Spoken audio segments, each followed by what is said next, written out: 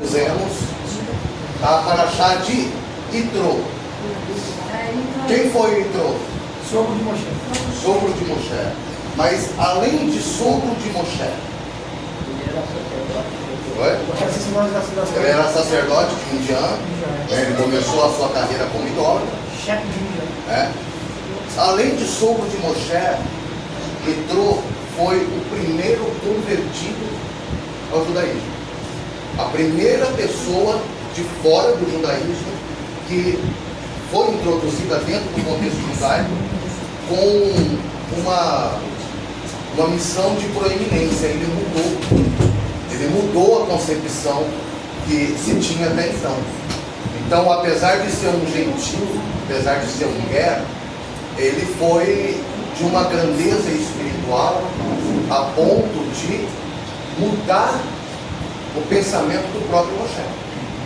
Então, olha só, um gentil que influenciou o estilo de liderança do homem mais sábio da história do mundo. Nenhum judeu influenciou Moshe. Moshe influenciou todos os judeus.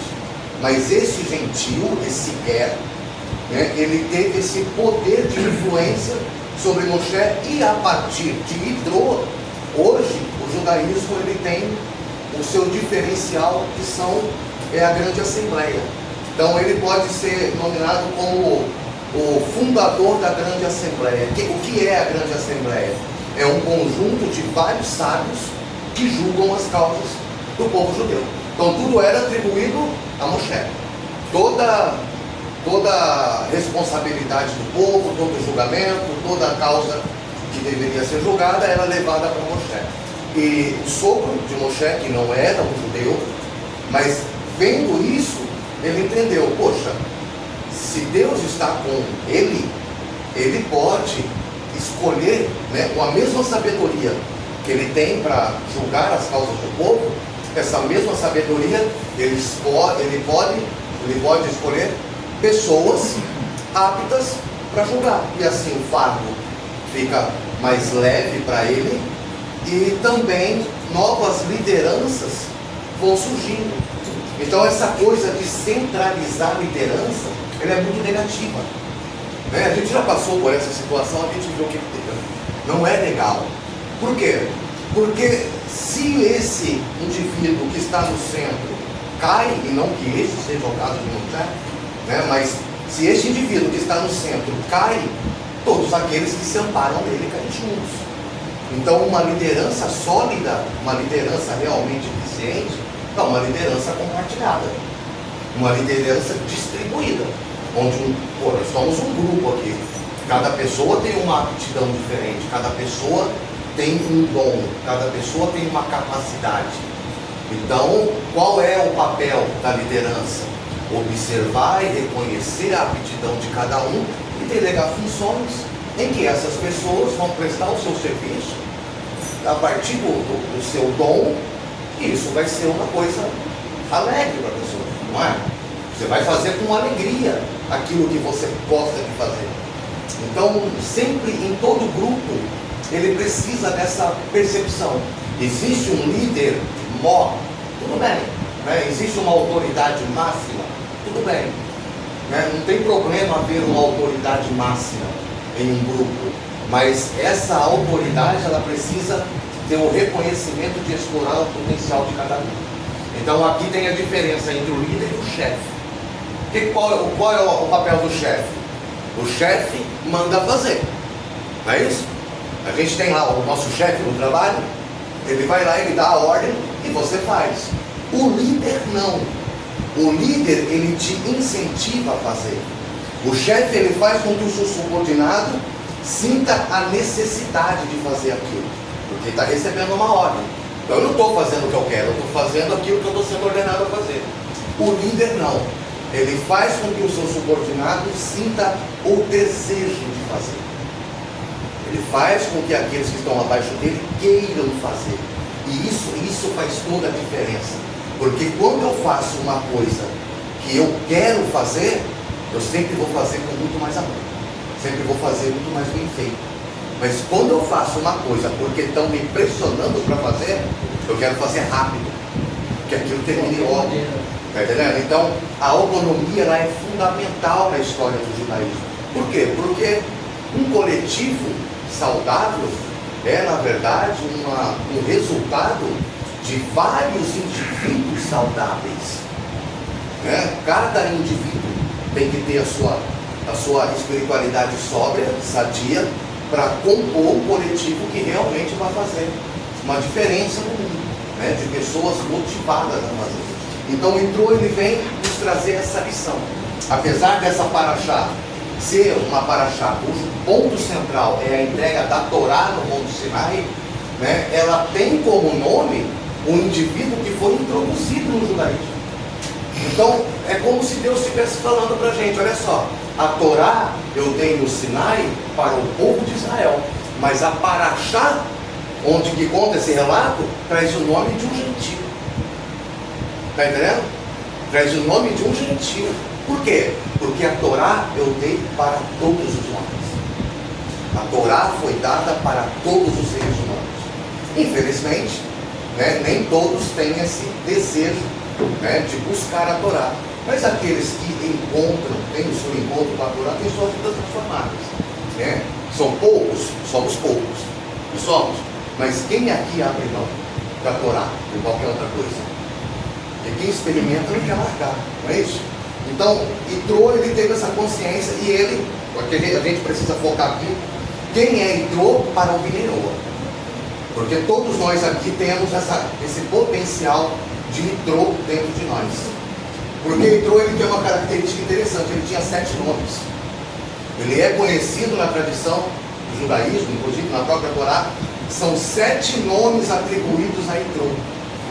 7 nomes. Por que 7 nomes? Né? Alguém tem alguma relação com o número 7 aqui? Perfeição. Perfeição. Perfeição. Perfeição. O 7 é a plenitude. Né? É a plenitude. Mas quando se fala de 7 e de gentios, o que fala de leite? As 7 leis de Noah. Então cada nome de Yitro traz consigo a essência de uma dessas 7 leis de Noah. Entendeu? Essas leis noéticas, quando elas são introduzidas no nosso interior, elas formam a nossa identidade. E é isso que a gente tem que focar. Está entendendo? Porque observar essas 7 leis de Noah faz com que a gente seja realmente parte do povo judeu.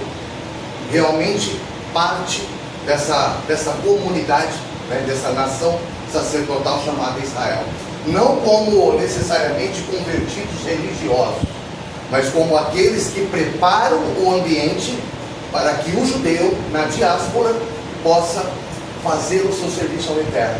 E em qualquer lugar em que o judeu tenha liberdade e condições, recursos suficientes para cumprir uma mitzvah, para cumprir os seus mandamentos, toda aquela nação é abençoada por isso. Está entendendo? Toda aquela nação. Então o Bnei Noach, ele é aquele que prepara o ambiente para que o judeu possa executar o seu serviço sagrado e trazer com isso prosperidade e bênção para a nação. Então você vê a quantidade de rabinos que nós temos hoje, né? A quantidade de rabinos. Antigamente era uma coisa que a gente nem sabia o que era. Está entendendo? Sabia de ouvir falar. Hoje não, você tem uma enxurrada de rabinos na internet, todos podendo falar de Torá abertamente, combatendo a idolatria abertamente. Onde já se viu isso? Está entendendo? De onde veio esse acendimento? Né? Porque os rabinos terem essa liberdade de poder falar contra a idolatria, de poder expor os valores do judaísmo, da Torá, num país totalmente idólatra, é necessário que haja um grupo dando a eles essas condições. Né? É necessário que haja um público. Então sempre que eu paro para assistir, estou lá de bobeira no YouTube, eu vou ver a paraxá dessa semana com o rabino. Né? Eu vou estudar Kabbalah com o rabino. Tá entendendo? Eu vou fazer um estudo de Torá, de hebraico, enfim, com fontes de dentro do judaísmo. Eu estou fazendo o quê? Dando para os judeus todo o recurso necessário para fazer o seu serviço sagrado. E é isso que me torna especial diante do Criador. Porque Isso é de uma humildade tremenda. Isso é de muita humildade, porque quem não quer estar no topo? Não é isso? E aí, como o Rav Moshe fala, o Binei Noah, ele acaba sendo mais importante do que o próprio judeu. Porque sem um público, sem o Binei Noah, sem um gentil, tá entendendo? Dando ouvidos e proporcionando recursos para que o judeu possa ensinar, o judeu ele não consegue ensinar. Porque toda a história do povo judeu, por que a gente só vê o povo judeu sendo perseguido? Por quem? Por quem os judeus eram perseguidos? Pelos idólatras. Pelos gentios, que eram idólatras. Então nós temos essa consciência de romper com a idolatria, a nossa alma naturalmente vai sentir atração pelas coisas do Criador. E buscando isso, então a gente dá a liberdade do judeu, do judaísmo poder se manifestar. Está entendendo? Então a gente precisa ter essa consciência de que o nosso serviço ao Eterno consiste em proporcionar um ambiente para que a Torá seja divulgada. Eu não tenho capacidade nem potencial nenhum de falar de Torá para vocês, né? Eu não tenho isso, não vem de mim. Então o que eu preciso? Eu preciso me sujeitar a fontes rabínicas, aprender com rabinos, aprender com os sábios, né? Como o Eduardo estava falando mais cedo, se eu ficar lendo a Torá eu não vou entender nada. Mas quando eu pego uma Torá comentada, com o comentário dos sábios, eu vou assimilar. E assimilando a sabedoria, aí eu posso compartilhar. Está entendendo? Mas não por algo que venha de mim, mas que já tenha um processo, né, até chegar a mim. E esse processo vai continuar para além de mim, de maneira que se eu não falo, o processo continua. Então o Yitro, ele tinha 7 nomes. O primeiro nome, o nome original, é Yeter. Yeter significa excesso, no sentido de restante. Excesso, ele está vinculado com a primeira lei de Noah, que é o não praticar a idolatria. Você pode escrever o nome dele? Yeter. Muito bom, Rodrigo. Caramba. Fica quieta, Deus. Yeter. Com qual mandamento, então, nós temos a relação com o nome Yeter?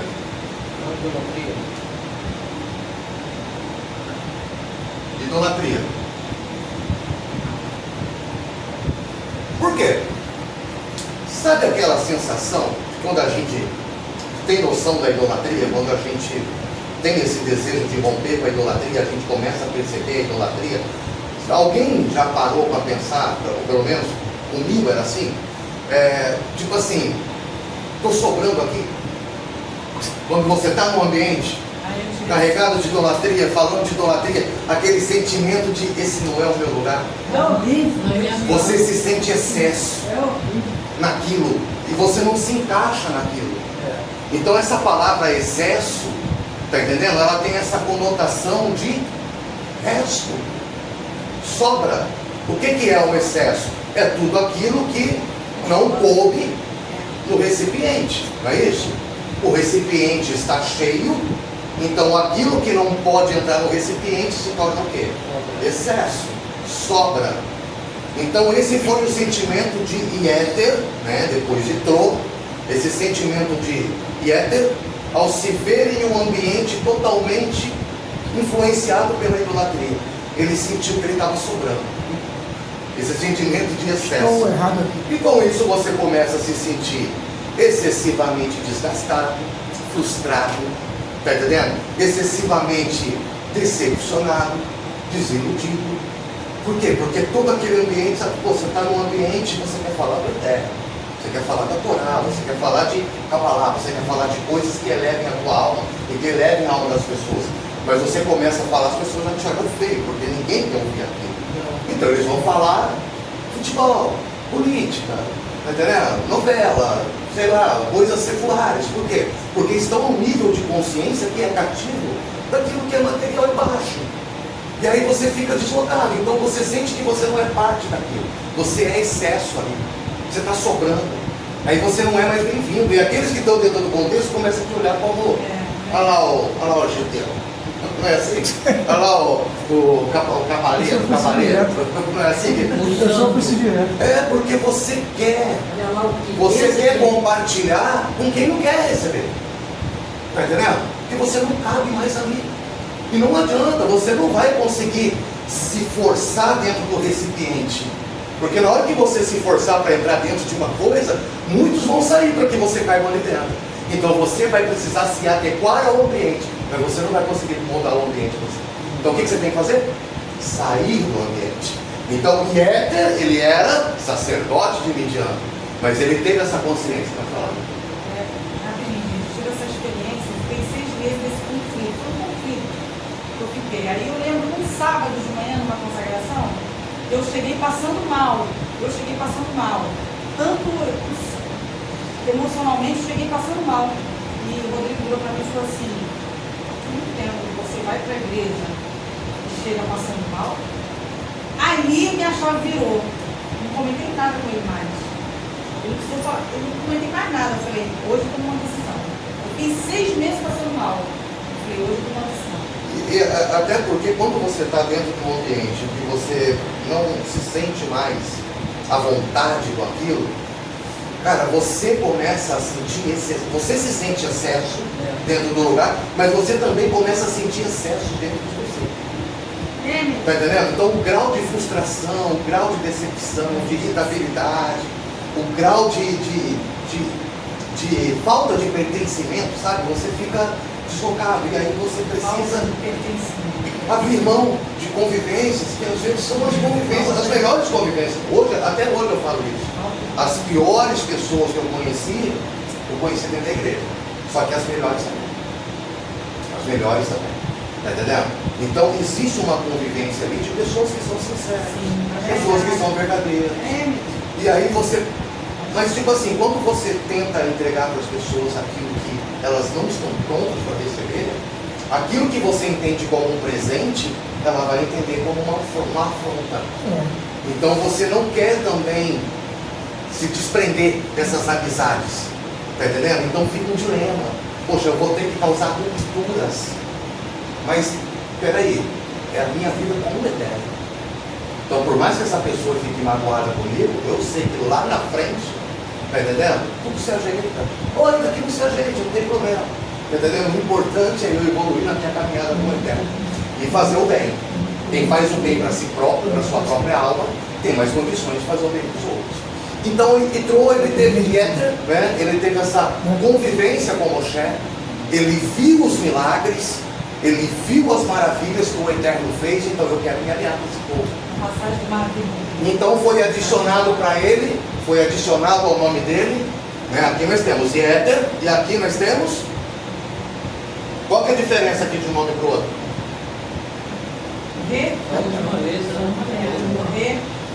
Vav. E aqui nós temos Itro.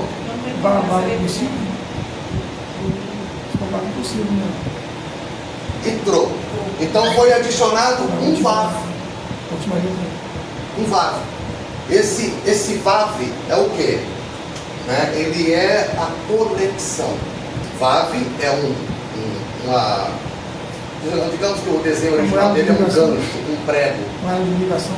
Então esse Vav ele é dado a todo aquele que se conecta com o Criador. Isso foi acrescentado por quê? Porque agora que ele tem noção da idolatria, agora que ele está realmente, né, inserido no contexto da unidade do Criador, agora que ele reconhece que o Eterno é um, que o Eterno está sobre tudo e sobre todos, e que de nenhuma forma pode ser atribuído, nada humano pode ser atribuído ao Criador, então agora ele está numa outra dimensão, então ele está conectado ao Eterno. Então o Vav ele serve no hebraico como uma conjunção. Uma conjunção, é algo que liga. Por exemplo, Samanta e Rodrigo.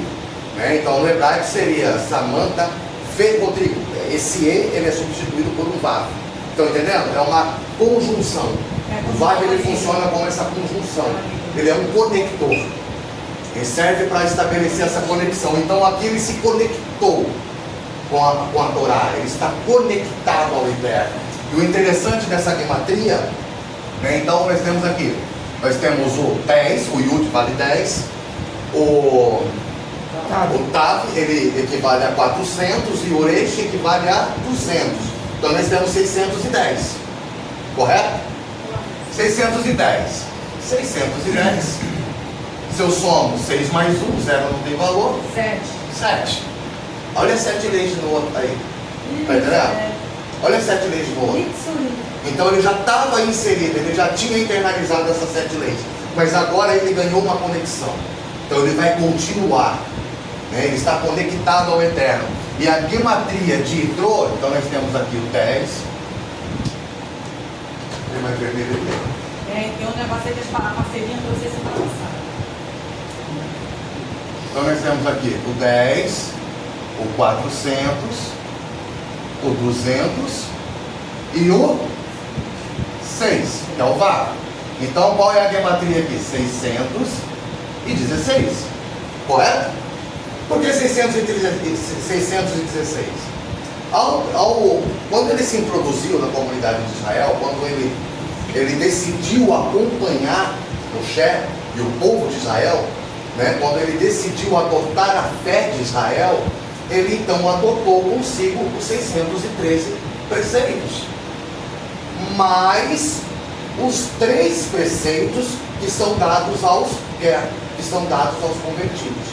Então o convertido ele tem acesso aos 613 preceitos da Torá e são introduzidos mais 3 conceitos, mais 3 mitzvot para o Ger, né? Que seriam, quais são esses 3 elementos?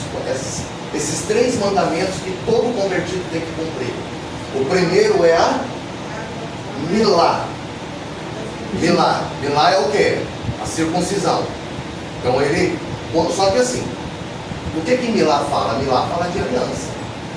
Tá entendendo? Então, você tem essa possibilidade de estabelecer a sua aliança, de manter a sua aliança. E você pode fazer a Brit Milá como um convertido. E aí o terceiro é a Tevilá. Tevilá é um banho ritual. Não vou dizer batismo, né, porque o batismo é uma ideia errada. Mas é a ideia de você manter a sua pureza. Tá entendendo? Você mantém a sua pureza, você se lava. E nós sabemos que água fala de Torá. Então você se lava nas águas da Torá. E existe o ritual da Tevilá também, né? Que é o banho ritual. Você entrar no mar, entrar na água, ou mesmo numa mikva, tá entendendo? Uma mikva e tomar ali, fazer o seu mergulho, mergulhar 7 vezes, sair purificado. Tem a questão ritualística, mas também tem a questão cabalística. Tá entendendo? De você, todos os dias, você imergir na Torá.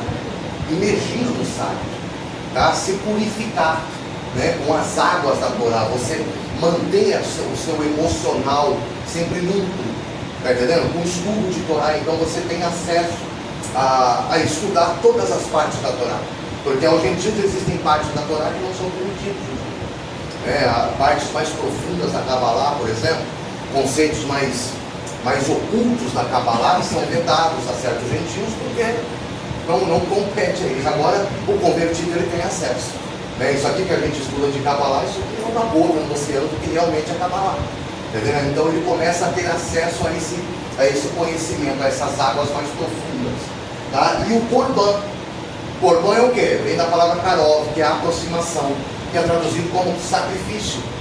Então eles dizem que todo convertido, quando os sábios dizem que todo convertido, quando for reconstruído o terceiro templo, ele vai poder oferecer o sacrifício de uma ave no templo. Ah, mas enquanto isso não acontece? Então, quer dizer, e o convertido, como ele faz para oferecer esse corban? Olha, a gente oferece corban todo dia quando a gente reza. Então, os sacrifícios no templo foram substituídos pelas rezas, pelas orações. Então, você tem acesso como um convertido a todos os 613 preceitos, mas você também tem esses outros 3 preceitos que você precisa praticar ritualisticamente, tá entendendo? E também de uma forma interna. Então você precisa manter a sua aliança em dia, pureza, milá, Brit Milá e circuncisão, fala de pureza sexual, tá entendendo? De pureza familiar. Você fala de Tevilá, né? Tevilá, estudos profundos, estudar com mais vigor, com mais profundidade. E o Korban, que é essa aproximação, tá? E aí, o terceiro nome qual é? Rovav. Rovav. Alguém já ouviu? O que é amor em hebraico? Amor em hebraico? Ahavá. Então, ela vem de Ahavá. Rovav significa amoroso. É aquele que contém a Havá. É aquele que ama. Está entendendo? Só que é o seguinte, com qual mandamento, o segundo nome, ele tá associado? Com qual lei de Noa? Ele está associado com qual mandamento das 7 leis? Itrô, ele já está relacionado com a blasfêmia. Como é que é o nome em vermelho, meu bem? O terceiro nome, por favor. Vamos chegar nele já. Blasfêmia. Só que assim, a gente vê ali Birkat Hashem. Então eu não sei por que motivo traduziram, né, como um mandamento negativo, que é não blasfemar. Porque na verdade Birkat Hashem significa abençoar a Deus. Então aqui pra gente foi traduzido como um mandamento negativo, mas na verdade aquele é um mandamento positivo. É o mandamento de abençoar a Deus. Então quando Yeter se torna Itrô, então ele passa a bendizer o Eterno. Ele passa a ser parte dessa comunidade que testemunha as maravilhas do Eterno. Você viu o Eterno agir, você se torna uma testemunha. A testemunha faz o quê? A testemunha fala. A testemunha, ela proclama, testifica. Está entendendo? Então ele passa a se tornar uma testemunha do Criador. Então ele rompeu com a idolatria, agora ele sabe quem é o Eterno. Está entendendo? Quando você rompe com a idolatria, você passa a se conectar com o Eterno. E a sua fala em relação ao Eterno é sempre para exaltar a sua unidade. Está entendendo? Você não tem mais parte com a idolatria, agora você tem parte com o Criador. Então todas as minhas falas, está entendendo? Então o Itrô, ele vem para isso e ele sempre vai falar com sabedoria. Olha, ele aconselhou o próprio Moshe, e o conselho dele foi. Então ele começa a direcionar o dom da fala para essa sintonização, porque ele está conectado ao Eterno. Está entendendo? Nós estamos falando aqui de um gentil que se conectou ao Eterno e agora está sendo um instrumento de sabedoria para o próprio povo judeu. Está entendendo? E aí o segundo nome é Rovav. O terceiro, né? Terceiro nome, desculpa. Rovav. Peguei a caneta errada de novo. Dá para entender? Rovav. 2 Hs. 2 Hs. V-O-V-A-O. V. Não, 2 Hs. O-V-A-V. Rovav é aquele que contém a Havá. A pessoa que contém a Havá, então, ou seja, é uma pessoa amorosa. Com qual relação nós temos essa? Com qual relação nós temos essa ideia de uma pessoa amorosa? O que uma pessoa amorosa não faz? Algo que com certeza ela não faz. Matar alguém. Não é isso? Então ela está ligada à lei de Sefirat Damim, derramamento de sangue. Né? A pessoa que tem amor em si, ela não derrama sangue do outro. Esse é o básico. Então assim, ele está relacionado com o mandamento de não matar.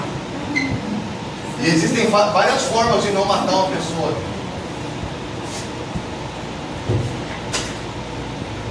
Eu estou suando e o quadro também está suando junto comigo.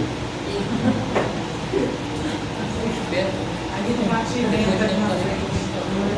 Não, mas ele ali embaixo não. Ele está indo assim. Ele está indo assim. Não matar. Então, o amoroso não mata, correto? Então, ele está, o nome roubado. Ou seja, você vê que três leis de Noa já estão inseridos nele. Cada uma dessas leis revelou um traço da sua natureza. Está entendendo? Então, isso que a gente tem que entender. Cada lei de Noa, cada uma dessas leis que a gente internaliza, isso vai moldando a nossa identidade.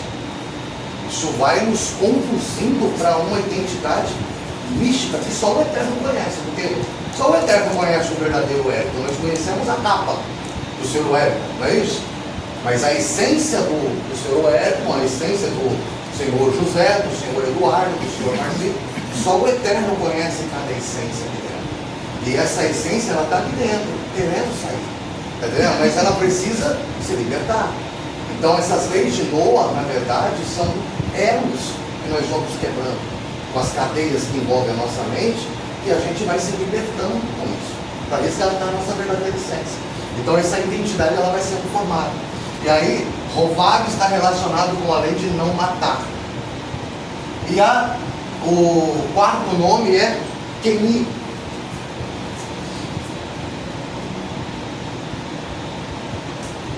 Keni. Keni significa metálico ou ferreiro. Ferreiro, provavelmente era um nome atribuído a ele por causa da profissão que ele exercia. Então ele trabalhava como um ferreiro. Então quando se fala, da condição, era o nome da profissão dele. Então, um ferreiro, ele trabalha. Quem trabalha ganha o seu próprio sustento. Não é isso? E quem ganha o seu próprio sustento não rouba.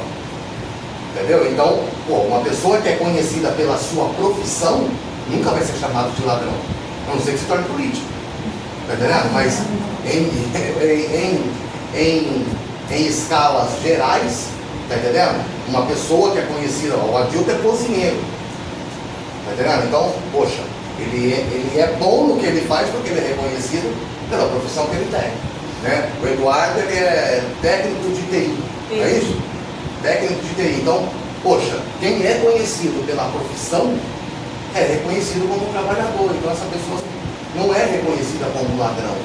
Ninguém vai olhar lá, o Eduardo, ele roubou um cartucho lá da impressora, que ele foi, tá entendendo? Mas ainda que tenha roubado, ele recebeu a honra do trabalho. E os erros que ele comete dentro da sua área de trabalho competem a ele, mas a profissão ele tem. Então assim, quem trabalha, quem defende o seu próprio sustento, precisa roubar alguém? Não. Tá entendendo? Então, quando um homem é chamado pela sua profissão, principalmente naquele contexto, quando ele é chamado pela sua profissão, ele está sendo honrado. Ele está sendo honrado como um trabalhador, como alguém produtivo, como alguém que tem uma função, que tem uma utilidade no mundo. Está entendendo? E quem tem essa utilidade, quem trabalha, quem defende o seu próprio sustento, não precisa roubar ninguém. Então é uma questão até de lógica. Então, Keni é um ferreiro, então é aquele que não rouba. Então nós podemos entender aqui que Keni é um trabalhador. Não roubar. E o segundo nome é Hever. Não, o quinto nome. Desculpa, quinto nome. Deixa eu marcar os números aqui. Senão eu mesmo vou me borrar todo.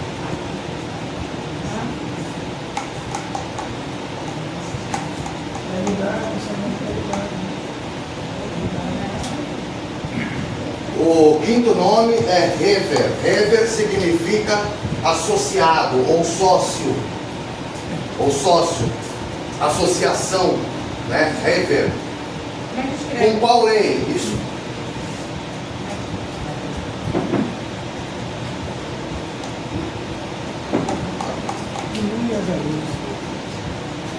Hever.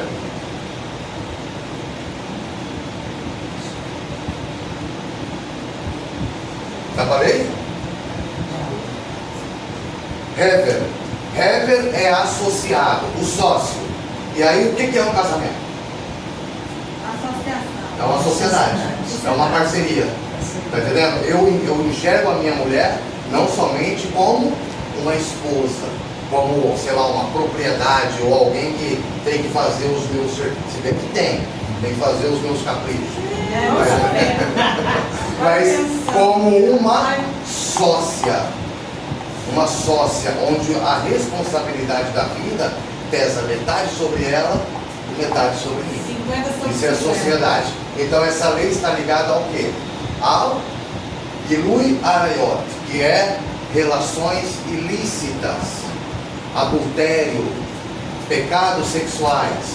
Está entendendo? Então, essa ideia de associação, de sócio, de parceria, ela vai combater justamente esse interesse humano de se aflorar sexualmente, de entrar nesses pecados de relacionamentos ilícitos.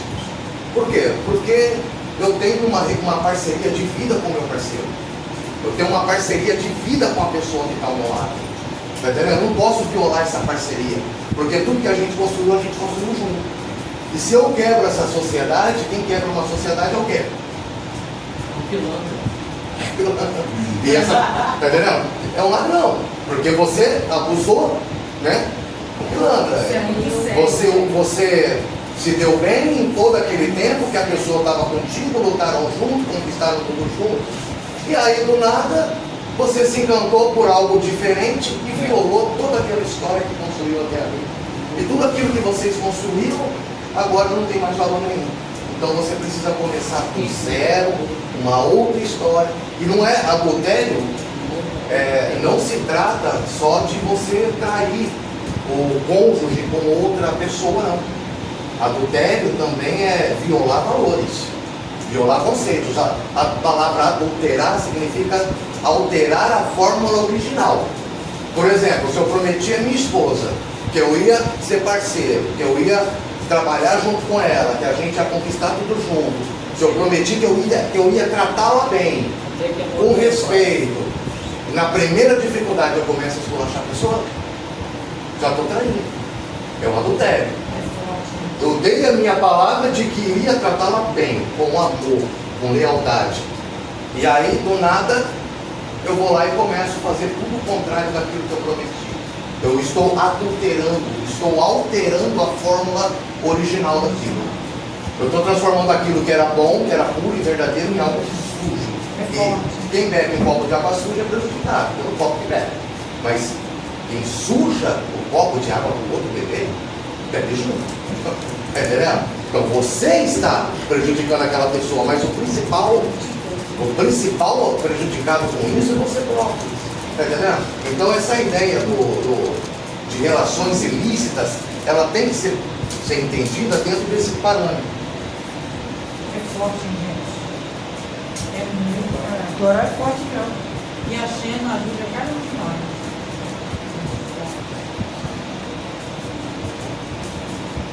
Não adulterar, não alterar a fórmula original, não mudar o acordo no meio da história. Tá vendo? Se eu contratar um Uber para me levar até em casa, não adianta ele querer parar ali no campinho, tá entendendo? E querer receber a corrida que eu paguei até em casa. Então, vou pagar minha corrida aqui no meio do caminho. Isso Aí vale, o cara me deixa no meio do caminho. Isso vale para quando você dá a sua palavra de fazer algo. E não faz. Exatamente, você deu a sua palavra. Isso é uma forma de traição. Porque você criou uma expectativa no outro. Mesma coisa, o Marcílio, ele trabalha com montagem de móvel. Né? Aí eu falo para o Marcílio, eu vou comprar um guarda-roupa em casa. Quanto você cobra para montar esse modelo para mim? R$500. R$500, beleza. Semana que vem o guarda-roupa vai estar lá. Não, semana que vem o guarda-roupa vai estar lá. Você vai montar para mim? Ele está contando com dinheiro. Não, a partir do momento que eu combinei, eu já criei nele uma expectativa. Criei uma expectativa, está combinado, a minha palavra está ali. Ele vai então, André, você só tem R$200, mas a gente precisa fazer uma compra, só que não tem problema. Tira da conta que você ia pagar, pode fazer uma comprinha aqui pra gente, por quê? Semana que vem eu combinei com o Rodrigo. Então pode tirar aí da conta que depois eu reponho. Aí beleza, chega o dia, mas você me liga, que dia que eu posso ir? Que hora que eu posso ir aí? Então rapaz, eu decidi não comprar o guarda-roupa agora não, porque tá caro. A gente vai deixar um pouco mais pra frente. É bom, é bravo. Facada no coração. Aí vai o Marcinho falar para o André, então, aquele serviço lá não deu certo. O que André faz com o Marcinho? Eu ia pagar minha conta. Já causei uma desarmonia. Tá entendendo? Porque eu criei uma expectativa numa outra pessoa. E essa outra pessoa criou uma expectativa, então as expectativas, elas vão passando de um pro outro. Tá entendendo? E aí eu vou lá e combino uma coisa, aí eu violo com isso. Isso é uma forma de adultério. É verdade. Tá entendendo? É mudar o acordo. Então isso tem que ser evitado. E aí ele vai caminhando nesse processo, tá entendendo? Ele vai aperfeiçoando essa natureza interior e ele chega aos dois últimos nomes, que aqui já é um nome muito mais elevado. Por quê? Porque os dois últimos nomes tem aqui, tem o Aleph e o Lamed. Já terminam com o nome do Eterno. Já terminam com o nome de Deus. Você vê que agora não é mais uma conexão que ele já está buscando, mas agora é o próprio Eterno Agora ficou forte demais. que habita nele, tá entendendo? Então ele foi desenvolvendo esse caráter e agora o Eterno vem e entende, nessa casa eu posso morar. Como ele estava falando, nesse trono eu posso me sentar. Ei, Tá entendendo? Aqui é um abrigo para mim. Então eu habitarei nele. Por isso que todo judeu, sempre nos nomes, a maioria dos nomes tem judaicos, El. termina com o nome do Eterno ou começa com o nome do Eterno. Rodrigo, ele subiu nas intenções e o Eterno desceu e conectou. Exatamente, houve um caminho de encontro. Isso. Ele foi em direção ao Eterno, ele internalizou essa natureza. Então ele internalizou essas virtudes. Então ele realmente rompeu com a idolatria. Ele se tornou um testemunho da unidade do Criador. Está entendendo? Então ele fez em tudo que ele fazia, falava ou pensava, ele visava não prejudicar ninguém. Não matar a expectativa de ninguém, não matar o futuro de ninguém. Existem várias formas de matar. Várias dimensões. Um fuxico pode matar. Com Tá certeza. entendendo? E matar não significa só você derramar sangue do outro. Matar a reputação. Ela do outro. chorará. Ela chonará uma forma de assassinato, falar mal. Tá entendendo? Então, enfim. E ele foi internalizando isso. Então ele não roubou, ele não queria para ele nada que não fosse por mérito. Tá entendendo? A pessoa que não rouba, ela quer receber tudo a partir dos seus próprios méritos. Ela quer receber com o seu esforço, porque ela sabe que aquilo que ela vai receber vai ter um valor muito maior do que o preço pago em si. Porque ele vai entender que aquilo é fruto do meu trabalho, é fruto do meu suor. O prazer não está na coisa em si, mas no desafio de conquistar aquilo, sabe? Então essa pessoa, ela tem essa característica de conquistar tudo pelo mérito, pelo trabalho. Não tem necessidade de querer nada de ninguém, ou de tirar nada de ninguém. E aí ele não adultera, ele mantém a sua palavra, ele mantém o seu compromisso, mantém a sua fidelidade. Isso vai fazendo com que a pessoa vá elevando os seus níveis de consciência. Está entendendo? E ao elevar esses níveis de consciência, o próprio Eterno vai caminhando em direção a ele, vai internalizando ele. Então essas características vão refinando a sua identidade para aquilo que o Eterno quer de você. E aí ele vem e recebe o nome de Reuel. Reuel. Essa paraxá é linda, todas elas não. Reuel. Alguém conhece o Salmo 23 em hebraico? Alguém já viu? Roi Hashem, né? Ou seja, Roi Hashem, ou seja, o Eterno é o meu pastor. O Eterno é o pastor. Então a palavra ela pode ser entendida como pastor de Deus, ou Deus pastor, ou amigo de Deus. Aquele que pastoreia, ele tem amizade por aquilo que ele pastoreia. Então, amigo de Deus ou pastor é aquele que pastoreia para Deus. Ou seja, ele já não é um cara que está desenvolvendo somente uma característica dentro dele próprio, mas agora ele também é uma influência de conduzir outras pessoas a também trabalhar essa característica. Ele está influenciando outras pessoas, ele está pastoreando. E o pastor, ele é pastor em relação ao quê? Ao rebanho. Quando a gente fala de pastor na Bíblia, é uma alegoria, né? O que significa o pastor na Bíblia? É aquele que guia o rebanho, não é isso? Que alimenta o rebanho. Então ele é um pastor, ele é alguém que também serve de inspiração. Ele conduz outras pessoas. E aí essa ideia fala de o pastor, ele é superior ao rebanho, não é? Ele está sempre mais à frente do rebanho, para que o rebanho possa seguir, o pastor tem que estar na frente. Não é isso? E aí fala de qual mandamento? Esse nome, esse conceito. Fala de qual lei de Noah? Alguma coisa sobre a vida. Vermin, raia. Alguma coisa sobre a vida. Os animais. Está entendendo? Porque o pastor, ele é pastor de ovelhas. Não é isso? Não existe pastor de homens. Isso é uma forma, como o Eduardo estava falando mais cedo. É uma alegoria, uma forma de... Como que diz? Uma metáfora. É uma forma que a gente tem de lidar com. Mas que a gente, como a gente entende essa ideia de o que é um amigo de Deus? Por que Abraão é chamado de amigo de Deus? Porque ele ia em direção ao Criador, mas ele também conduzia os outros. Ele não queria se levar espiritualmente para ele próprio. Ele queria ser também um instrumento para que outras pessoas também fossem abençoadas, chegasse ao eterno. Então ele adquire essa característica de liderar rebanho, de influenciar pessoas. Então ele ganha esse título de pastor. E pastor está relacionado a ovelhas. Está entendendo? Ovelhas são animais. Então essa lei ela vai falar diretamente com a lei de Noa, que é a lei de observar, a lei de não comer o membro de um animal ainda vivo, mas dentro do nosso contexto é a lei de respeitar os animais, honrar as formas de vida inferiores. Então não se trata somente dos animais característicos, mas se trata de você preservar, se trata de você honrar todas as formas de vida inferiores, animais, plantas, pessoas com menos capacidade. Respeitar, então é você amar os animais, proteger os inferiores, tá? Você ser uma fonte de inspiração para aqueles que estão no nível abaixo. Tá. Então essa lei ela vai falar justamente desse sentimento de olhar para o inferior e não com soberba, mas com o cuidado de cuidar, de alimentar. É interessante que tudo está relacionado, né, às coisas do eterno, do ser humano e os animais e da natureza. Né?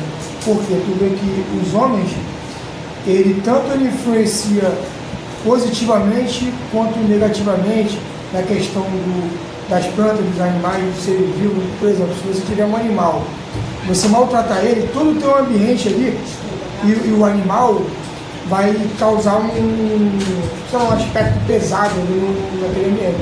Mas se você tratar o animal de qualquer pessoa, tratar com respeito, como ele está falando aí, com respeito e amor, tu vê que o ambiente fica leve, o animal ele vem para cima de tu, mesmo você.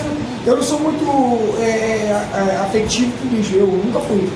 Mas eu só respeito o maltrato. Então o bicho vem e tal, então o que acontece? Então é um elo de ligação, de conexão que você percebe, o ser humano percebe.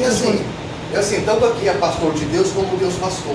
Então, quando você trata uma vida inferior com amor e com carinho, você é uma vida inferior ao Criador. Você não é um ser inferior ao Criador? Sim. Então, assim, você gostaria que Deus te tratasse como um cachorrinho de estimação? Eu gostaria. Óbvio. Pelo menos a minha cachorra é muito bem tratada. Óbvio. O que você espera de um cachorro de estimação? O que você espera do teu cachorro? Só amor e lealdade, cara. Eu chego em casa, a Luna faz um estrago lá e só apronta. Mas aí eu olho para a Samanta e falo, olha só sabe amar. Só sabe amar. Ontem ele chegou mais tarde, que ela sabe o horário que ele chega. Eu falei, eu devia ter filmado. Ela vai 6 horas na porta e dava dó. Ela ficava na porta e me olhava assim. A palavra hebraica para cachorro é kelef. Kelef significa todo o coração, que é a junção de kol, todo, e lev, que é o nome da nossa comunidade. Kolef, todo o coração. Então o cachorro ele é todo o coração. Lev quer dizer todo o coração? Ou é todo o coração. Então quem tem um cachorrinho em casa, né? Cara, você chega cansado, você está irado, você está cheio de conta aberta, ele não está nem aí. Entendeu? Ele vai te receber com alegria, porque o importante para ele é a sua presença. Se a gente tivesse a lealdade de um cão, quando se trata do eterno, se a gente fosse tão leal ao eterno quanto o teu cachorrinho é leal para tu, fala aí, Jesus. Se tu tivesse a mesma disposição para o eterno que o teu cachorrinho tem quando chega, cara, a gente tem muito mais a aprender com eles do que precisa. Rodrigo, Salomão já dizia isso aí, né? Salomão já dizia que ele tem que falar. Quem foram os dois únicos que entraram na terra prometida? Josué e Caleb. O que Caleb significa? Cachorro. Tá entendendo? Cachorro. Então assim, cão é a lealdade de um cão. Se você entender o sentimento que um cão tem por você, você vai entender o sentimento que você precisa ter em relação ao Criador.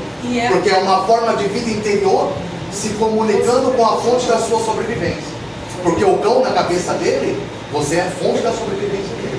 Você para ele é Deus. Na cabeça, no nível de consciência dele. Quando a gente morava lá no Flores, é o mesmo condomínio que a gente mora hoje, né? Aí o moço lá tinha que fazer pintar uma partinha lá do garden. E aí ele teve que entrar lá em casa para entrar no garden. Nosso garden era cercado por causa dos gatos. Aí a Luli pegou o calcanhar dele e mordeu o calcanhar dele. Aí eu falei, poxa moço, desculpa, eu tive que prender a Luli. Aí no outro dia eu falei assim, ela não admite nenhum homem estar dentro de casa, ela se sente ameaçada, porque acha que vai tomar o lugar do pai dela. Aí outro dia eu estava passando ali, não estava nem com a Luli, eu estava passando. Ele falou assim, ô moça, olha só, ele falou sério. Vou falar uma coisa pra senhora. A senhora nunca vai conseguir arranjar um cão na sua vida. Por quê? Vai levar a cachorra, ela não vai deixar.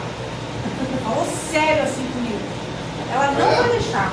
Isso aí. Aquela É a cachorra. mesma coisa, vai colocar um burro dentro de casa para ver. Vou morder. Por quê? Porque assim, o cachorro ele olha para você como a fonte da sobrevivência dele. Eu não imagino o que ele vive sem você. Rodrigo, lá onde eu moro, não é negócio de cachorro, é outra coisa. Meu primo tem passarinho, eu me sinto mal quando eu vou lá. Um calor, o bicho preso na gaiola ali, você vê a tristeza no olho, eu me sinto mal.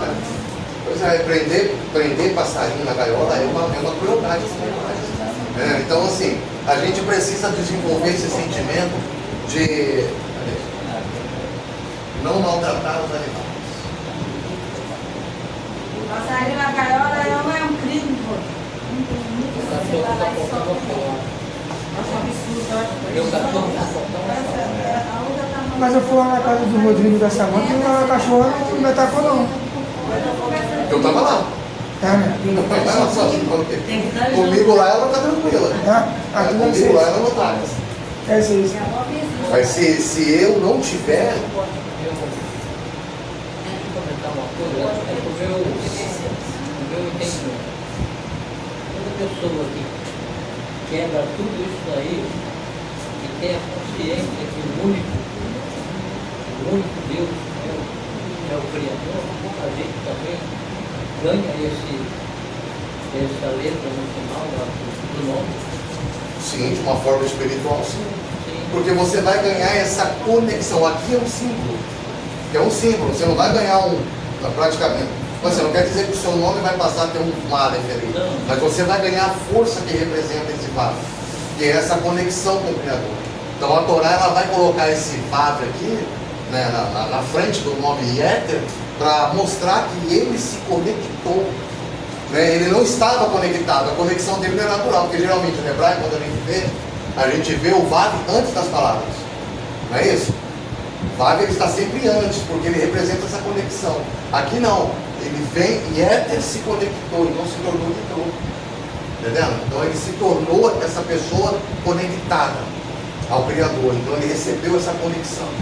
Então assim, a gente tem que desenvolver esses sentimentos, né, dentro de nós, através da prática, do estudo, da compreensão dos 7 mandamentos de Noah, para que a gente possa trabalhar a nossa personalidade dentro do nosso contexto. Porque todas as leis aqui são permitidas dentro do nosso contexto. Por exemplo, por que o Shabbat não faz parte das 7 leis de Noah? Porque a Denise trabalha no sábado. Ah, mas por Como quê? que ia ficar a consciência dela diante do Eterno? Não, mas tipo assim, você fica aliviada por quê? Porque você não está violando a tua parte diante do Eterno. Que é trabalhar no... Tipo assim, o Eterno não exige que você gostaria de não trabalhar. Mas você sabe que o Eterno não vai te punir por isso. Então você vai ficar mais tranquilo. Tá entendendo? Então você, tipo assim, ó, eu tenho que trabalhar no sábado, o Marcinho também às vezes tem que trabalhar no sábado. A intenção sempre é mais importante. Exatamente. Então assim, como eu não sou obrigado a trabalhar no Shabat, então eu posso trabalhar e eu sei que o Eterno não vai se decepcionar comigo. Porque ele sabe que dentro do meu contexto, eu não tenho escolha.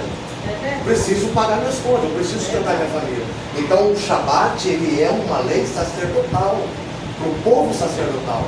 Né? Para mim que sou apoiador, para mim que sou um apreciador do judaísmo, eu não tenho obrigação de guardar o Shabat. Está entendendo? Então, se eu não tenho essa obrigação, tudo que eu faço por amor. E por amor eu faço aquilo que eu posso quando eu posso. Tá entendendo? Eu não faço quando eu quero, eu faço quando eu É posso. porque não adianta a pessoa fazer as coisas, tipo, vou fazer obrigado. Não é.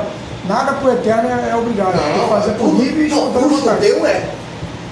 Esse, tá entendendo? Por causa da responsabilidade. Não, pro judeu é obrigado, ele não tem a opção de não guardar, porque ele já nasce no contexto.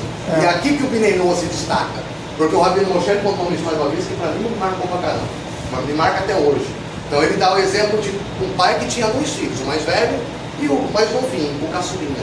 Aí ele fala pro mais velho, como o mais velho ele é maior, então ele tem certas responsabilidades. Ele fala pro mais velho, filho, hoje você vai capinar o quintal. O mais velho faz porque ele quer. Faz porque o pai mandou. Filho, você vai lavar a louça, você vai arrumar a casa. Ele faz, ele obedece, ele ama o pai. Então ele obedece tudo que o pai manda. Mas aí o mais novinho ele vê, e aí ele vê o pai mandando o mais velho a lavar a louça. Olha só, você vai lavar a louça. Aí o mais novinho entra e fala, pai, eu também quero lavar a louça. Não, mas por que você quer lavar a louça? A obrigação não é sua, é do mais velho. Mas eu quero lavar porque eu te amo. Ou seja, a ordem não é para mim. Eu não estou sendo ordenado a fazer isso, mas eu quero fazer porque eu amo meu pai. Eu quero fazer para agradar o meu pai. Positivo. Esse é o Binenoa. Esse é o Binenoa. Positivo. É aquele que não tem a obrigação de guardar os mandamentos, mas ele deseja, porque ele ama o Criador. E ainda que isso não seja exigido dele, ele quer dar isso. Ele quer dar isso. Muito bueno. Então a Sofia ela faz o desenho dela. Muito bueno. Não faz o desenho? Não é um Picasso. Apesar de que a idade dela já é muito bem feita. Mas quando ela vem trazer um desenho, a gente ama. Por quê? Porque é a forma que ela tem de dizer te amo. Ela não estudou perspectiva, ciência das cores, tá entendendo? Ela não estudou luz e sombra, não tem nenhuma, não é algo que ela passou pela Universidade de Artes para poder fazer aquilo ali. Ela fez com o coração dela. Então aquilo, vamos supor, ela faz o desenho do Marcílio lá, a cara toda redonda, lá, escada e tal. Ela vem, entrega pro Marcílio, o Marcílio vai entender o quê? Poxa, é uma demonstração de amor que ela tem por mim. Então você vai fazer o quê? Você vai guardar. Ele está guardado aqui na carteira. E aí, o Binenoa, ele vai fazer a sua shaharit, o seu serviço da manhã, as suas rezas matinais. Ele não conhece. Ele não foi ensinado como faz aquilo. Mas ele faz todo erradinho lá, do jeito dele, faz todo erradinho, engasgou aqui, não sei. Como é que faz a amidá, não sei. Tá entendendo? São quantas berarote, ele vai lá do jeitinho dele, todo errado. Todo errado, e ele entrega aquele serviço para o Eterno vai fazer o quê? Vai receber. Vai guardar aquilo. E aí, no caso, poxa, né, aí a Sofia vai lá, faz um curso de artes. Ela vai te dar um quadro maravilhoso, todo cheio de detalhe.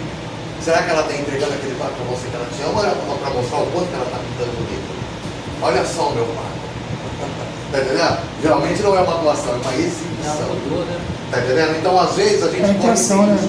Tudo que a gente faz muito bem feito, a gente tende a se escapar.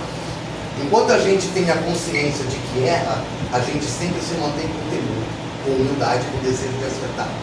Senhor, eu queria dar mais, mas eu não posso. Isso é tudo que eu tenho. Esse tudo, às vezes, perto de quem está muito mais qualificado, é muito pouquinho, mas é tudo. Água. No fundo, a gente tem esse sentimento da gente. Né? Exato. Então, esse medo de errar e a consciência de que erra é que faz com que o Eterno receba aquele serviço. Porque você faz com amor. E conforme você vai fazendo, você vai cada dia fazendo melhor. Mas você não é obrigado a fazer aquilo, você faz porque você ama. Pô, isso para o Eterno é uma joia. Tá entendendo? Ele não está fazendo isso porque a comunidade está exigindo que ele faça, porque a família está obrigando ele a fazer. Não. Ele está indo contra a sociedade. Ele está indo contra a família dele, está indo contra os conceitos dele, para me servir de forma natural, de forma genuína. É algo dele, ninguém está forçando a ele. E pelo contrário, ao fazer isso, ele é criticado pelos outros. Obrigado. Eu quero.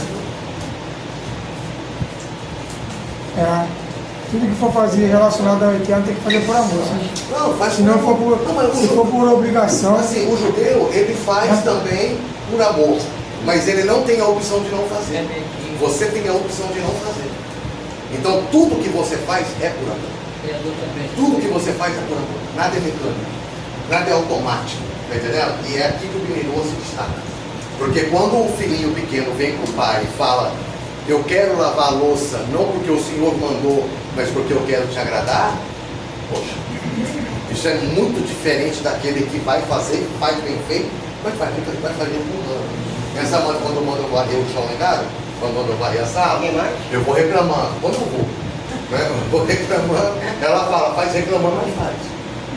Mas imagina só quando ela não precisar pedir. Esse é um nível, tá entendendo? De entrega que não é qualquer pessoa que tem. A pessoa nem precisa pedir. O outro viu a necessidade daquilo ser feito e aí ele faz instintivamente. Então é esse grau que o Guerreiro tem. Ele tem esse mérito de alcançar algo que nenhum judeu é capaz de fazer durante. Mas é uma luta constante. Totalmente, a luta é constante. É uma luta constante. E aí, mas só o fato de tentar, ainda que você faça errado, já te dá um mérito maior do que aquele que faz tudo certinho. As coisas da animalidade, né? Do animal, do homem, né? No caso, as coisas básicas, né? Da vida, te puxa para um lado. E as coisas do eterno te puxa para o outro. Aí fica naquela luta ali. Se você não for forte, tu acaba nem fazendo as coisas que tem que fazer para o eterno. É isso aí. Não é tão simples, né? Então agora, Utiel, o último nome. Utiel. Utiel vem,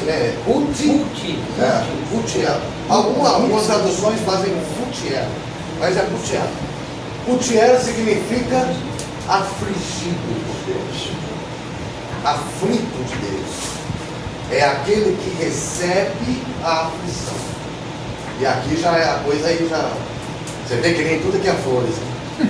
É aquele que recebe a aflição, mas recebe a aflição de Deus. E como ele já tem todas essas virtudes trabalhadas nele, a aflição se torna uma alegria. Está entendendo? Então a mesma palavra aqui, que é a aflição, ela também tem conexão com a palavra libertação. Aquele que é aflito por Deus, ele está sendo aflito para ser livre. Israel não foi afligido no Egito para poder ser livre. Então aqui nós temos o nome Utiel. Não sofre pouco não.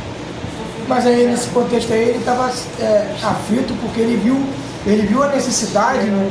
E ele ficou aflito por causa daquela necessidade. Falou, não, isso aqui tem que mudar. Então assim, a pessoa que é aflita, eu prefiro ser aflito por Deus do que aflito pelo homem. Ser afligido por Deus. Por quê? Porque Provérbios diz o seguinte: o Eterno, ele castiga aquele que ama, como um pai castiga o filho. Então, se você é afligido por Deus, é porque Deus está se atentando para você. Deus, ele está te... Uma vez que o meu patrão me chamou para me dar uma pronta, porque eu fui para o exame periódico, e aí eu saí, já era 3 horas da tarde, aí eu pensei, pô, não vou voltar para o trabalho. Não vou voltar para o trabalho, 3 horas da tarde eu vou para casa. Aí no outro dia ele me chamou lá. Um monte de gente fez isso e não deu nada. Eu pensei que não ia dar nada para mim também. Ele me chamou lá, pô, você saiu ontem, né, para fazer o periódico. Eu vi que você não voltou mais para o trabalho. Eu disse, não, porque eu já saí, já era 3 horas. Eu ia chegar aqui lá do centro, até aqui eu ia chegar 4 horas da tarde. Aí 4 horas, eu vou trabalhar até 5 horas para ir embora. Então eu ia ficar 1 hora só aqui. Mas a ideia não era essa. Você voltar para a unidade e da unidade você vai para sua casa. Por que você foi direto? Por que você foi direto? Aí eu pensei, bom, eu não pensei que isso fosse gerar um transtorno. Porque um monte de gente fez isso e ninguém foi chamado aqui. Tá entendendo? Porque só eu fui chamado aqui. Aí ele me falou uma parada que está aqui na minha cabeça até hoje. Ele está te olhando. E uma coisa que a Samanta me falou hoje, que ela leu no livro, e falou e me fez lembrar disso aí. Tá entendendo? A gente só, como é que é? Quando o Eterno ele fala para Josué, Josué, eu quero que você estude a Torá incessantemente. Dia e noite. Só que Josué já estudava a Torá incessantemente, dia e noite. E aí por que o Eterno chega em alguém que já estuda a Torá dia e noite, incessantemente, e manda ele fazer aquilo que ele já está fazendo? Por que o Eterno manda alguém fazer aquilo que ele já está fazendo? Aí os sábios respondem: a gente só agiliza quem já é ágil. Ai, na cabeça. Tá entendendo? Isso, Você isso. só cobra de quem você sabe que tem que Agilidade tratar. de quem já é ágil. E aí ele falou essa É. parada pra mim. Mas olha só, Rodrigo, o problema não é quando a gente chama para conversar. O problema é quando a gente não chama. Ei. O problema é quando a gente sabe que o cara tá pisando no quiabo, tá dando uma cara e a gente não chama. Por que a gente não chama? Porque não tem conversa. Não tem conversa. E a gente já sabe que certas pessoas não adianta, não tem diálogo. Vale a pena. Essas pessoas que fizeram a mesma coisa e falaram para você que não deu nada, são pessoas que a gente já não tem interesse de corrigir. Só cumprindo o protocolo. Onde tiver Tá entendendo? o corte, chegar, esse vai, não cada um vai vai pro seu lado. Mas você, a gente não quer que cometa isso. Chorou. De você a gente não espera isso, por quê? Porque você a gente quer segurar. Entendeu? Então assim, a cobrança, ela vem em cima daquele de quem se tem expectativa. Então tem gente que erra, faz M pra caramba, e parece que a vida não. Tá entendendo? É um monte de liga pra gente nada, que rouba, né? que é estelionato, que faz um Não monte de liga coisa. pra nada, é. E parece que dá tudo bem na vida dele e eu tentando fazer tudo certinho. O Eterno me aflige. Então isso agora Tá entendendo? faz muito Mas é sentido. por quê? mesmo, então. Porque essa cobrança, ela vem para aquele que tem que Faz sentido. corresponder. Então o Eterno sabe, eu sei que eu posso ser severo com isso aqui, porque ele vai melhorar. Mas se eu for com isso aqui, ele não aguenta. Porque ele não quer melhorar, esse quer melhorar. Se esse quer melhorar, esse vai ter que passar por algumas coisas. Faz Esse sentido. vai ter que passar por alguns sofrimentos, porque é o refinamento. Todo refinamento ele é um processo doloroso. Tá entendendo? Então esse que aceita esse processo, né, de justiça, de aflição da parte do Criador, ele está relacionado com qual lei? De mim. Qual é a lei de mim? Justiça, tribunais, O justiça. justo Tribunal de sempre, Justiça. o justo sempre sofre, né, Rodrigo? Exatamente. Israel. O justo sempre sofre, cara. Sempre pega. Justiça Tá é ruim, né, pra aquele fazer que justiça. estabelece a justiça no mundo. É. Porque você sabe que quando você está sendo punido por Deus, é porque Deus está sendo justo contigo. E você começa a entender todas as coisas difíceis que te acontecem como justiça de Deus. E você aproveita aquela situação difícil para se tornar melhor a partir dela. A vida é justa. É assim que é a justiça. Então, o Tier é aquele que recebe a aflição de Deus. Porque ele se alegra com a justiça. E a partir da justiça ele cresce. Entendeu? Então, essas leis de Noah não se trata de conceitos externos, os quais você tem que, deixa eu ver se dá para fazer aquilo ali. Deixa eu ver se dá para fazer o outro. Não, cara. Isso é. Ou escolher, não. Isso tem que ser a sua identidade. Porque quando nós falamos das 7 leis de Noah, nós falamos de uma personalidade, de um caráter que foi desenvolvido em vários momentos da vida de Jétro. Isso lhe deu uma identidade.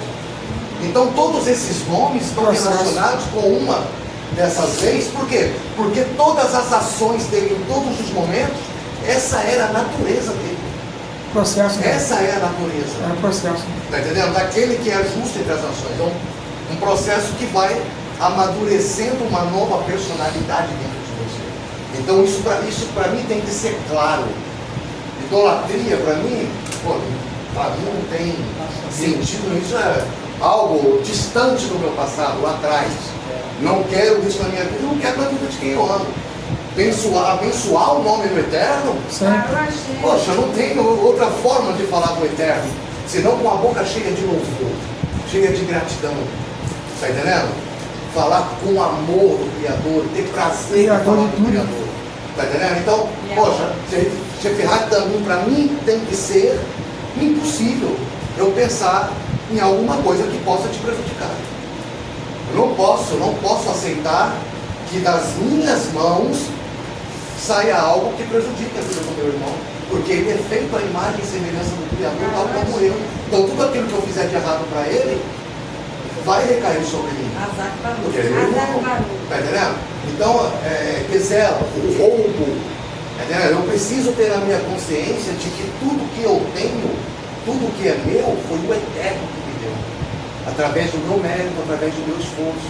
Eu não preciso querer nada que é de ninguém. E se outro tem uma coisa que eu queria ter, é porque aquele outro, independente da forma como eu o vejo, ele mereceu ter aquilo. Algum mérito ele tem para ter aquilo. Ou para não ter aquilo. Às vezes tem coisas que eu quero tanto que quando eu consigo, eu perco mais do que eu ganho. Tem coisas que eu quero tanto, eu quero meu videogame, meu PlayStation. Nossa, deve estar desde minha cabeça. Agora eu quero 4. Eu quero 4. Não, 5 não. Aquele jogo de cowboy. É o 5, pô. Não, você não 5 não. 5 Nossa, minha cabeça está assim. O 4 é aquele jogo de cowboy.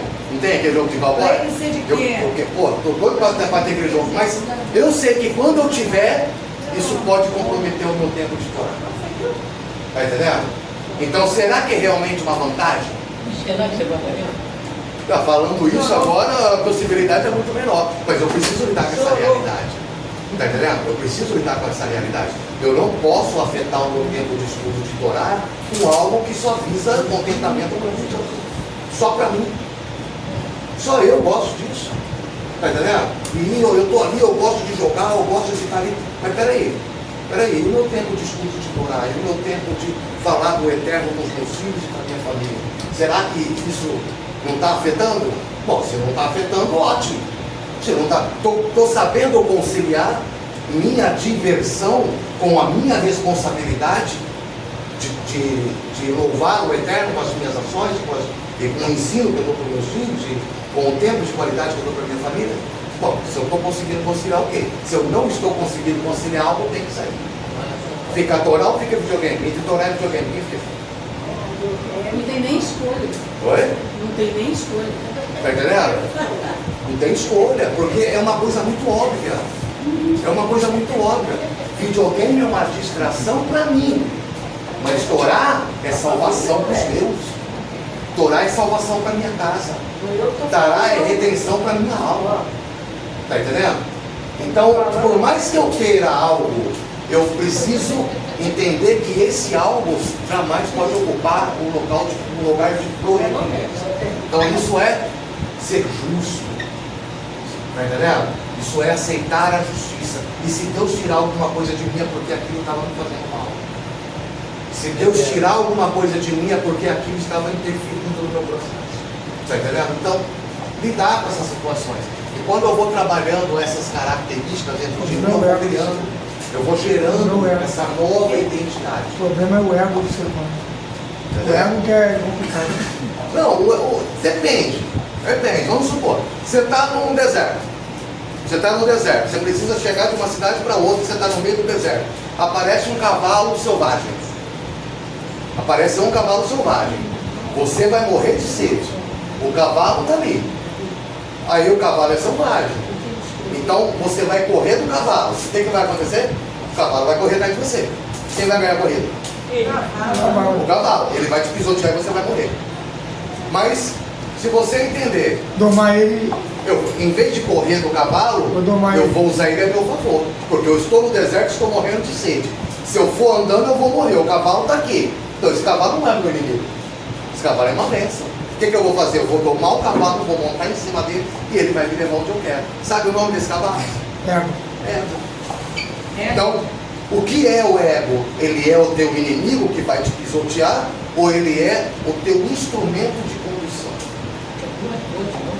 Oi? Depende da forma como você lida com o teu ego. Porque se você tentar evitar o teu ego, se você tentar fugir do teu ego, ele vai te perseguir e vai te destruir. Mas se você domar o teu ego, você vai se tornar o condutor dele. Tá entendendo? Então você vai se tornar soberano. Exatamente. O ego não é o teu inimigo, ele é você. Potencial, né? Potencial. Não, o ego é você. Tá entendendo? O ego é você. Você é o teu próprio ego. Mas a questão é, quem eu quero servir? Eu quero fazer da minha vida um instrumento para fazer a vontade do Criador, ou eu quero usar de todos os meus recursos para fazer a vontade do meu ego? Entendeu? Sem contar que quando você, usando, né, a aplicação de domar o cavalo, quando você doma o seu ego, você tem total controle sobre ele. Exatamente. Você conhece ele a ponto de domesticá-lo. Exato. E você está se valendo da força dele. Isso, exato. Tá entendendo? Então ele se torna uma ferramenta. Exato. Aquilo que era para ser quando no Shema Israel fala: e amarás ao Eterno teu Deus com toda a tua força, com todo o teu coração e com todas as tuas posses. Sabe o que Shama está te ensinando a fazer? Tira do teu ego tudo aquilo que ele precisa para dominar sobre você e dar para o Criador. Porque o ego quer que você o ame com todas as tuas forças, Isso é verdade. com todas as tuas posses, Isso é verdade. tá entendendo? E com todo o teu coração. Se você recebe isso, se o teu ego recebe isso de você, ele vai dominar sobre você.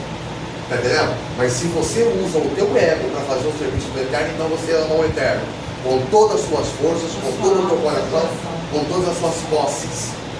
Então você faz uso do teu, você transforma o teu ego em um servo, ao invés de um rei. Porque onde o ego é rei, a casa cai. Tá entendendo? Agora, onde o eterno é rei, o ego serve.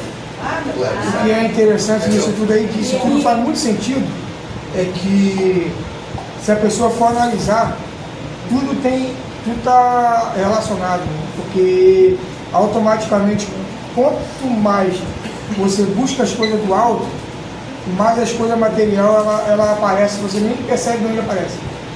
Então, quanto mais você faz as coisas para o eterno, sem esperar algo, mais as coisas, os alvos aparecem. Isso aí é fato. Gente, já passamos da hora, né? Passamos da hora. Vai falar.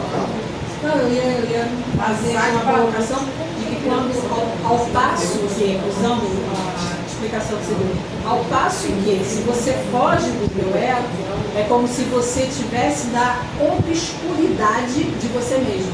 Porque você não se conhece a ponto de dominá-lo. E assim, fugir do teu ego vai te levar para a destruição. Sim. Você está indo em busca dele. Porque o teu ego, ele depende de você para existir. Se você está fugindo dele, ele vai te matar. Ele vai te perseguir. Tem que encarar, né? Ele tem que enganar. Então tem que refinar o ego. Saber onde você é, aí você está. E aí, pensa a ideia. Todos os cavalos já foram cavalos selvagens. Tá entendendo? Hoje, quem tem cavalo é apaixonado. Quem tem cavalo ama cavalo. Só que ele não deixa o cavalo te dar ré.